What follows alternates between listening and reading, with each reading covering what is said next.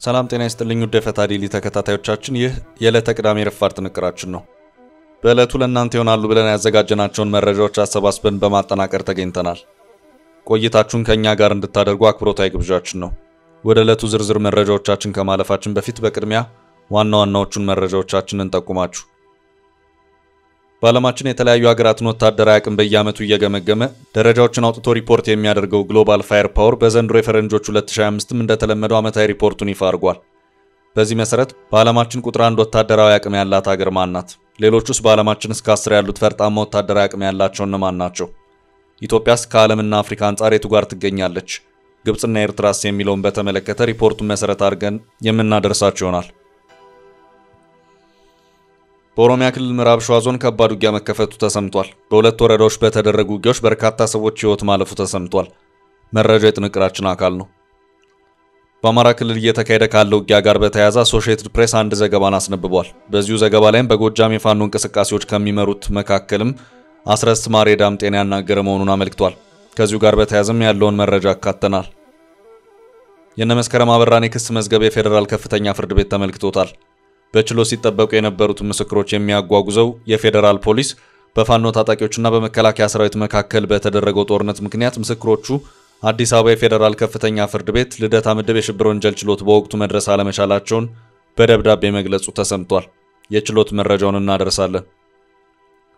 የኢትዮጵያ ኦርቶዶክስ ተዋሕዶ ቤተክርስቲያን ላይ በወንጀል የሚያስጠይቅ ድርጊት ፈጽመዋል የተባሉ ግለሰቦች በቁጥጥር ስር ውለዋል። ከግለሰቦቹ በተጨማሪ እንዳልካቸው ዘነበ የተባለ ግለሰብ በተመሳሳይ ከዚህ ቀደም በቤተክርስቲያኗ ላይ ፈጽሞታል ተብሎ በተጠረጠረበት ስም ማጥፋት በቅርቡ በፖሊስ ቁጥጥር ስር ውሎ ቃሉን መስጠቱ ተሰምቷል። አጠር ያለ መረጃ እናደርሳለን። ሰሞኑን በታሪፍ ጉዳይ ዓለምን ሲያናውጡና ሲያራውጡ የከረሙት ፕሬዝዳንት ዶናልድ ትራምፕ ሆስፒታል ገብተዋል። በዚሁ ዙሪያ እሳቸውም ዋይት ሃውስም ያለው ነገር አለ። ጥንቅራችን ይዞታል። እስከ ፍጻሜ ቆይታችሁን ከኛ ጋር እንድታደርጉ አክብሮታዊ ግብዣችን ነው። በየዕለቱ የምንለቃቸው ትኩስ ዜናዎች እንዲደርሷችሁ ላይክ፣ ሼር፣ ሰብስክራይብ ማድረግ እንዳትረሱ።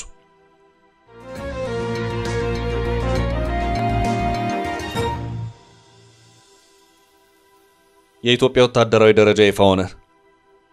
በዓለማችን ያሉ ሀገራትን ወታደራዊ አቅም በተመለከተ በየዓመቱ መረጃዎችን የሚያወጣውና ተቀማጩ በአሜሪካ የሆነው ግሎባል ፋየር ፓወር ኔትወርክ የዘንድሮውን የ2025 የሀገራትን ወታደራዊ አቅም ሪፖርት ይፋ አድርጓል። የሀገራትን አጠቃላይ ወታደራዊ አቅም ከተለያዩ ከ60 በላይ በሆኑ መመዘኛዎች በመጠቀም ገምግሞ ደረጃን የሚያወጣው ግሎባል ፋየር ፓወር በየዓመቱ ከሚያወጣው ሪፖርት የአውሮፓውያኑ 2025ን የ145 ሀገራትን ወታደራዊ ጥንካሬ በመገምገም የሰጠውን ደረጃ ማስታወቁን ተከትሎ ዘገባዎችም እየወጡ ነው። ደረጃውን ለማውጣት በርካታ መመዘኛዎች ቢቀመጡም የአቅም ልኬቱ በዋነኝነት የሚለካው ሀገራቱ ባላቸው የጦር መሳሪያ ብዛትና ጥራት፣ በሰራዊት ብዛትና ጥንካሬ፣ በበጀት አቅም፣ ከሌሎች ሀገራት ጋር ባላቸው ትብብር፣ ወታደራዊ ዲፕሎማሲያዊ ግንኙነትና በሚጠቀሙት ወታደራዊ ቴክኖሎጂ አማካይነት ጭምር የሚወሰን መሆኑን መመዘኛዎች ያመለክታሉ። ሀገራቱ ወታደራዊውን ዘርፍ ለመሸከም ባላቸው የኢኮኖሚ አቅምም ጭምር ይገመገማሉ። በዚሁ መሰረትም ከሌሎች ሀገራት አንጻርም የኢትዮጵያ ወታደራዊ አቅም ደረጃ የቱ ደረጃ ላይ ይገኛል የሚለውንም ሪፖርት የዚሁ የዘንድሮ የግሎባል ፋየር ፓወር አካቶ ታይቷል። ኢትዮጵያ ከዓለም ሀገራት አንጻር እንደዚሁም ከአፍሪካ ሀገራት አኳያ የቱ ጋር ትገኛለች የሚለውን በተመለከተ በሪፖርቱ ላይ ዘርዘር ተደርጎ ተቀምጧል። ግሎባል ፋየር ፓወር በዚህ የ2025 ዓመታዊ ሀገራት ወታደራዊ አቅም ጥናት ደረጃ ሪፖርቱ የፕላኔታችን ቁንጮ አድርጎ ያስቀመጣት አሜሪካን ነው። ከዚያም ሩሲያ፣ ቻይና፣ ህንድ፣ ደቡብ ኮሪያ፣ ጃፓን፣ ቱርክና ጣሊያን በማለት በዓለማችን ከ1 እስከ 10 ያሉትን ወታደራዊ አቅማቸው የፈረጠሙትን ሀገራት ዘርዝሮ አስቀምጧል። በአፍሪካ ደረጃ ጠንካራ ወታደራዊ አቅም ያላቸው ሀገራት ተብለው ከተዘረዘሩት መካከል አንዷ ኢትዮጵያ ተደርጋ በዚሁ የግሎባል ፋየር ፓወር ሪፖርት ላይ ተጠቅሳለች። በአፍሪካ ግብጽ የመጀመሪያውን ደረጃ ይዛ ታይታለች። ግብጽ በቀደሙት ዓመታት የግሎባል ፋየር ፓወር ሪፖርት ላይም ቀዳሚውን ስፍራ ይዛ ትታያለች። ዘንድሮም በተከታታይነት ያንኑ ደረጃ አስጠብቃ እንደቀጠለች ነው። ግብጽ በአፍሪካ በአንደኛ ደረጃ እንደዚሁም በዓለም አቀፍ ደረጃ ደግሞ በ19ኛ ደረጃ ላይ ተቀምጣለች። ግብጽ የምድር ጦር፣ የአየር ኃይልና የባህር ኃይል ያላት ሲሆን 440 ሺህ መደበኛ ሰራዊት ያላት መሆኑም ተመልክቷል። በዚሁ በአፍሪካ ደረጃ ባለው ወታደራዊ አቅም አልጄሪያ፣ ናይጄሪያ፣ ደቡብ አፍሪካ ከግብጽ ቀጥሎ እስከ 4ኛ ደረጃ ያለውን ቦታ ሲይዙ ኢትዮጵያ በ5ኛ ደረጃ ተቀምጣለች። በዚሁ የግሎባል ፋየር ፓወር ዓመታዊ ሪፖርት መሰረት ኢትዮጵያ በዓለም አቀፍ ደረጃ 52ኛ ላይ ተቀምጣለች። ኢትዮጵያ ነጥቦችን ካገኘችባቸው መመዘኛዎች መካከልም ግዙፍ ሰራዊት የገነባችው በአገር ውስጥ ደህንነት ለማስጠበቅና በቀጠናዊ ደህንነት ሁኔታ በተለይም በአፍሪካ ቀንድ ያሉትን ግጭቶች መሰረት በማድረግ ነው በሚልም ጭምር ነው።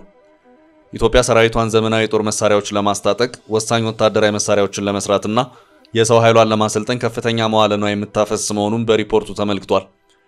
ከሌሎች ሀገራት ጋር ያላት ወታደራዊ ትብብርና ዲፕሎማሲም ጭምር ታሳቢ ተደርጓል። በዚሁ ሪፖርት ላይም ኢትዮጵያ የምድር ጦር፣ የአየር ኃይልና የባህር ኃይል ያላት መሆኑም የተመለከተ ሲሆን ከ160 ሺህ በላይ መደበኛ ሰራዊት ያላት መሆኑንም ይኸው የግሎባል ፋየር ፓወር ሪፖርት አክሎ አመልክቷል። የኢትዮጵያ ጎረቤት ሀገር ኤርትራ 145 ሀገራት በተመዘኑበት የዓለም ሀገራት ወታደራዊ ደረጃ 120ኛ ደረጃ ላይ ተቀምጣለች። በዚሁ ሪፖርት ላይ አንድ አስገራሚ መረጃም ወጥቷል። ፈረሰች የተባለችው ሊቢያ በወታደራዊ ደረጃ 10ኛ ደረጃ ላይ ተቀምጣ ታይታለች። ሰሜን አፍሪካዊቷ በነዳጅ ሀብት የበለጸገችው ሊቢያ ረጅም ዓመታት የመሯት መሪ ሙአመር ጋዳፊ መንግስት ከወደቀ በኋላ በእርስ በርስ ጦርነት ውስጥ ብትሆንም በወታደራዊ አቅሟ ከአፍሪካ በ10ኛ ደረጃ ላይ መቀመጧ የበርካቶች መነጋገሪያ ሆኗል። ሊቢያ በዓለም ደረጃ በወታደራዊ ኃይሏ 76ኛ ደረጃ ላይ የምትገኝ ሲሆን ምንም እንኳን አገሪቱ በእርስ በርስ ጦርነት ክፉኛ ብትጎሳቆልም በምትገኝበት ስትራቴጂካዊ ቦታና ባላት የተፈጥሮ ሀብት ምክንያት በሰንጠረዡ ላይ ከፍ ብላ ለመቀመጥ ችላለች። ሊቢያ የምድር ጦር፣ የአየር ኃይልና የባህር ኃይል ያላት ሲሆን ከ30 ሺህ በላይ መደበኛ ሰራዊት ያላት መሆኑን በዚሁ ሪፖርት ተመልክቷል።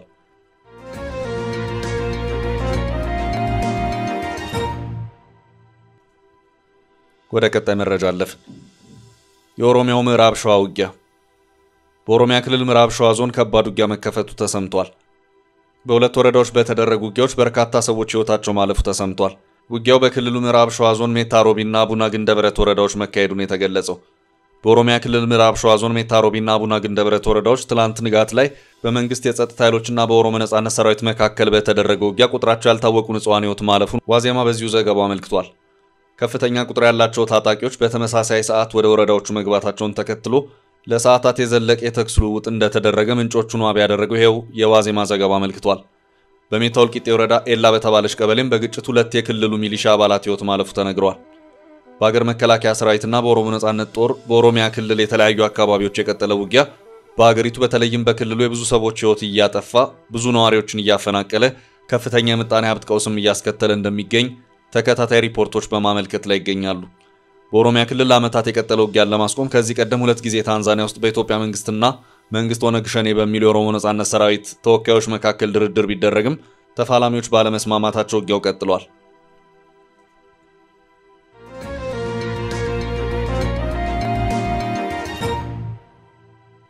በቀጣይ መረጃ አስረስ ዳምጤ ስለ ጎጃም ፋኖ። በአማራ ክልል እየተካሄደ ካለው ውጊያ ጋር በተያያዘ አሶሺየትድ ፕሬስ አንድ ዘገባን አስነብቧል። በዚሁ ዘገባ ላይም በጎጃም የፋኖን እንቅስቃሴዎች ከሚመሩት መካከልም አስረስ ማሬ ዳምጤን ያናገረ መሆኑን አመልክቷል። አስረስ ማሬ ዳምጤ ትጥቅ ትግሉ ከመጀመሩ በፊት የአማራ ግድያዎች ይቁም በሚል ሰላማዊ ሰልፎች ሲደረጉ ነበር ሲል ለዜና ወኪሉ የተናገረ ሲሆን እኔም ለሁለት ጊዜያት ያህል የታሰርኩባቸው አጋጣሚዎች ነበሩ ሲልም ማብራሪያውን ሰጥቷል። ከዚያ በኋላ በተፈጠሩት ሂደቶች እሱና ጓዶቹ ወደ ትጥቅ ትግል ያመሩ መሆኑን በዚሁ ቆይታው ለአሶሺየትድ ፕሬስ ማብራሪያውን ሰጥቷል። የፋኖ ኃይሎች በትግራይ ጦርነት ወቅት የመንግስት አጋር በመሆን ከትግራይ ታጣቂዎች ጋር ተዋግተዋል ያለው ይኸው ዘገባ በአሁኑ ሰዓትም በጎጃም የትጥቅ ትግሉ አመራሮች ከሆኑት መካከልም እና አስረስ ዳምጤ ራሳቸውን ከድሮን ጥቃት ለመከላከል ብርቱ ጥንቃቄ እያደረጉ መሆኑንም ነግረውኛል ሲልም አስታውቋል። አስረስ ዳምጤ በዚሁ ከአሶሺየትድ ፕሬስ ጋር ባደረገው ቆይታ ባለፉት ጊዜያት በሺዎች የሚቆጠሩ ውጊያዎችን አድርገናል፣ በዚህም 22 ሚሊዮን የሚቆጠር ህዝብ ያለበት 80 በመቶ አካባቢ እንቆጣጠራለን ሲልም ተናግሯል። አሶሺየትድ ፕሬስ በዘገባው በመንግስት በኩል በቅርብ በወጡት መረጃዎች በተካሄደው ሰፊ ዘመቻ በርካታ አካባቢዎችን ከፋኖች ቁጥጥር ወጥተዋል መባሉንም አካቷል። የፋኖ ኃይሎች በቅርቡ ዘመቻ በማወጅ የማጥቃት እንቅስቃሴዎችን ያደረጉ መሆኑን ያመለከተው አሶሺየትድ ፕሬስ በዚሁ ዘገባውም ይኸው ዘመቻ ያስገኘውን ውጤት በተመለከተ ግልጽ የሆነ መረጃ የለም ሲል አስታውቋል። በመንግስት በኩል 300 የፋኖ ታጣቂዎችን ገድያለሁ በማለት ማስታወቁንም ዘገባው አስታውሷል። አሶሺየትድ ፕሬስ ከውጊያ ዘገባው ባለፈም ውጊያዎቹ በአጠቃላይ በክልሉ እያደረሰ ያለውን ማህበራዊና ኢኮኖሚያዊ ቀውስ ጭምርም ተመልክቷል። በአሁኑ ሰዓትም ውጊያዎችን በመፍራት በጎጃም በርካታ አካባቢዎች ነዋሪዎች ቀያቸውን ጥለው የሚሰደዱበት ሁኔታ መኖሩን አክሏል። አሶሺየትድ ፕሬስ በዚሁ ዘገባው የክልሉን አንድ የትምህርት ኃላፊንም ጠቅሶ እስካሁን ባለው ሁኔታ በአማራ ክልል 3600 ትምህርት ቤቶች ዝግ መሆናቸውንና 4.5 ሚሊዮን ልጆችም ከትምህርት ገበታ ውጭ መሆናቸውን አመልክቷል።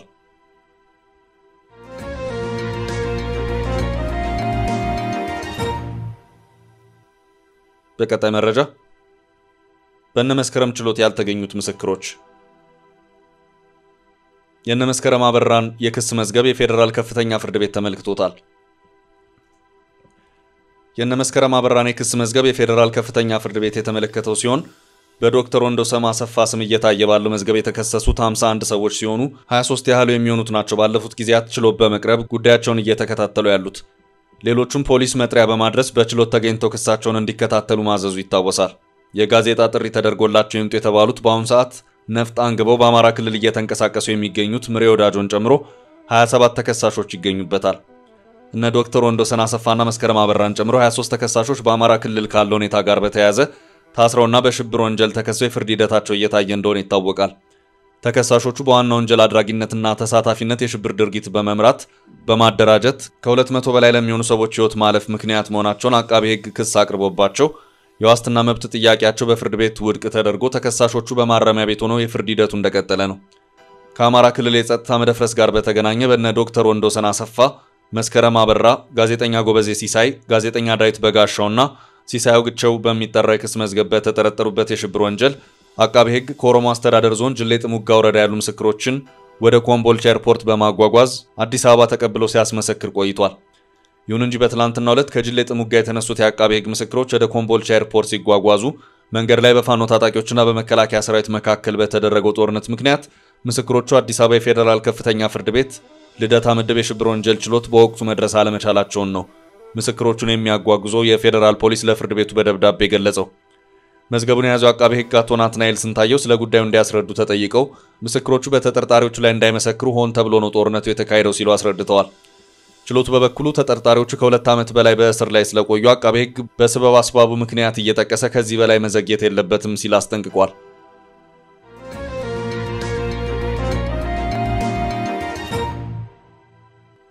በቀጣይ መረጃ የቤተ ክርስቲያኗ ክስ የኢትዮጵያ ኦርቶዶክስ ተዋሕዶ ቤተክርስቲያን ላይ በወንጀል የሚያስጠይቅ ድርጊት ፈጽመዋል የተባሉ ግለሰቦች በቁጥጥር ስር ውለዋል። ከግለሰቦች በተጨማሪ እንዳልካቸው ዘነበ የተባለ ግለሰብ በተመሳሳይ ከዚህ ቀደም በቤተክርስቲያኗ ላይ ፈጽሞታል ተብሎ በተጠረጠረበት ስም ማጥፋት በቅርቡ በፖሊስ ቁጥጥር ስር ውሎ ቃሉን መስጠቱ ተሰምቷል። የኢትዮጵያ ኦርቶዶክስ ተዋሕዶ ቤተክርስቲያን በቅድስት ቤተክርስቲያን ላይ በወንጀል የሚያስጠይቅ ድርጊት ፈጽመዋል ያለቻቸው አቶ ጽጌ ስጦታውና አቶ ሚስጥረ መዝገቡ የተባሉ ግለሰቦች ተጠርጥረው በሕግ ቁጥጥር ስር መዋላቸውን አሳውቃለች።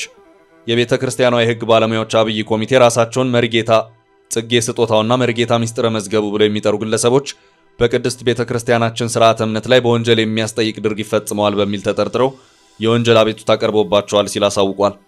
በዚህም የፌዴራል ወንጀል ምርመራ ቢሮ በትላንትናው ዕለት ተጠርጣሪዎችን በሕግ ቁጥጥር ስር በማዋል የወንጀል ምርመራውን በማጣራት ላይ እንደሚገኝ ገልጿል። ከግለሰቦቹ በተጨማሪ እንዳልካቸው ዘነበ የተባለ ግለሰብ በተመሳሳይ ከዚህ ቀደም በቤተ ክርስቲያኗ ላይ ፈጽሞታል ተብሎ በተጠረጠረበት ስም ማጥፋት በቅርቡ በፖሊስ ቁጥጥር ስር ውሎ ቃሉን ሰጥቶ በዋስትና መለቀቁንና በአቃቤ ሕግ በኩልም የወንጀል አቤቱታ ክስ ቀርቦ በሂደት ላይ እንደሚገኝ የቤተ ክርስቲያኗ ዘጋቢ አመልክቷል።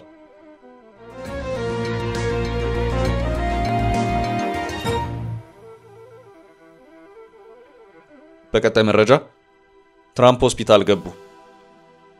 ፕሬዝዳንት ሆነው ቃለ መሐላ ከፈጸሙበት ዕለት ጀምሮ ከታሪፍ መጣልና ማንሳት ጋር በተያያዘ ስራ በዝቶባቸው የከረሙት ፕሬዝዳንት ዶናልድ ትራምፕ ሆስፒታል የገቡ መሆኑ ታውቋል።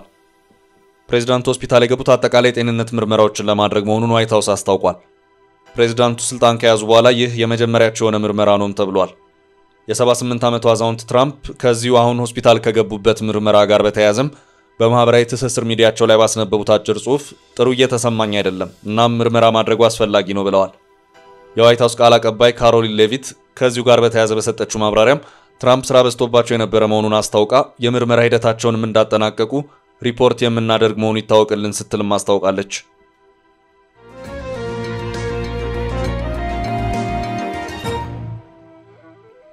በመጨረሻም በስብከት ላይ የነበሩት ፓስተር ታፍነው ተወሰዱ። በስብከት ላይ የነበሩት ፓስተር ታፍነው ተወሰዱ። ፓስተሩ የታፈኑት በቤተ ክርስቲያን ውስጥ በስብከት ላይ ያሉ መሆኑን የቢቢሲ ዘገባ አመልክቷል። ድርጊቱ የተፈጸመው በደቡብ አፍሪካ ነው። ጆርጅ ሱሌቫን የተባሉት ፓስተር ታፍነው የተወሰዱት በኢስት ኬፕ ግዛት በሚገኘው ጋብራ ከተማ ባለው ፌሎሺፕ ባፕቲስት ቸርች ኢን ውስጥ ስብከት ላይ ያሉ መሆኑን ይሄው የቢቢሲ ዘገባ አክሏል። የፖሊስ ቃል አቀባይ ካፕቴን አንድሬ ቤቴጅ 4 የታጠቁና ጭንብል ያጠለቁ ወንዶች ናቸው ፓስተሩን አፍነው የወሰዷቸው ሲሉ ለቢቢሲ ገልጸዋል። ታጣቂዎቹ ከቤተ ክርስቲያኑ ከመሸሻቸው በፊት 2 ስልክ ሰርቀዋል። ከዚያም የ45 ዓመቱን ፓስተር መኪና ተጠቅመው ሸሽተዋል። ፖሊስ መኪናውን ቢያገኝም ፓስተሩ ግን ወዴት እንደተወሰደው አላወቀም። የአሜሪካ የውጭ ጉዳይ መስሪያ ቤት ቃል አቀባይ ፓስተሩ በደቡብ አፍሪካ በታጣቂዎች ታፍነው እንደተወሰዱ ማወቁን ለቢቢሲ ገልጿል። መስሪያ ቤቱ ጨምሮም የአሜሪካዊውን ደህንነት ቅድሚያ የምንሰጠው ነው ብሏል። የፖሊስ ቃል አቀባዩ እንዳሉት ጉዳዩ ለደቡብ አፍሪካ ልዩ የፖሊስ ኃይል ተሰጥቷል። ሃውክስ የተባለው የአገሪቱ ልዩ የፖሊስ ክፍል በአደገኛ ወንጀል ቡድኖችና ከፍተኛ ሙስናን የሚመረምር ነው።